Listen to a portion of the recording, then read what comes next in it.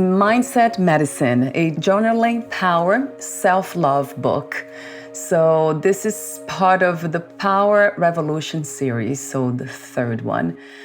Self-love and self-care. Do you see a difference between those two practices or ideas?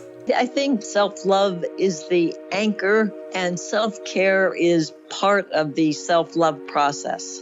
So I see that as being the self-love process is huge, very, very big. And self-care is really the mechanics of self-love, how you physically, mentally, spiritually care for yourself on a daily basis. And self-love is the whole of who we are, because we are all love. Why is that a huge challenge for most people, or why it has become a challenge for us?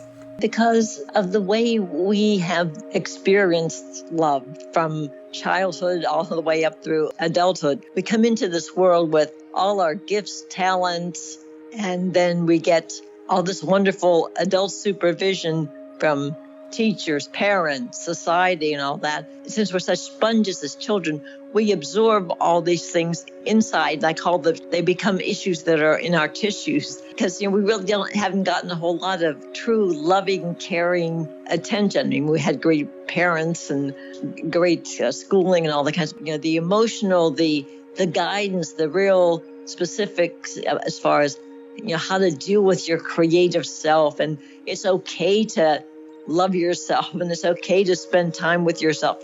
Those types of things, we're not there. So as we grow up as adults, we have this, since we haven't dealt with so many of these, as I call them, issues in our tissues, that's why it becomes so hard to focus internally, because there's just so much old programming and old stuff that are in the cells of our body that really need to be addressed. We need to take the opportunity to take a look at those things that we thought occurred in our childhood and process them as adults, as reporters, as consultants, and just take a look at that and say, oh, that's what it was, and that's what I thought or I felt, and then put that in perspective so that then you can clear that out of the way or put it on the shelf and go further and further and reclaim your true self and your love. And that's why it's difficult, because it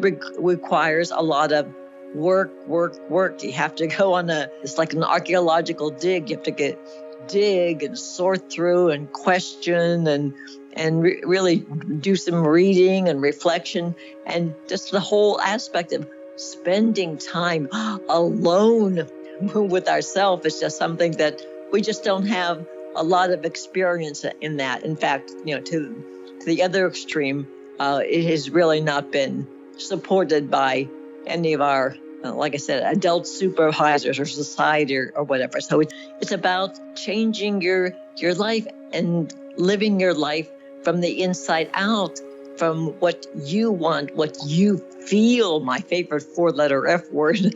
In your book, you have so many beautiful phrases about self-love.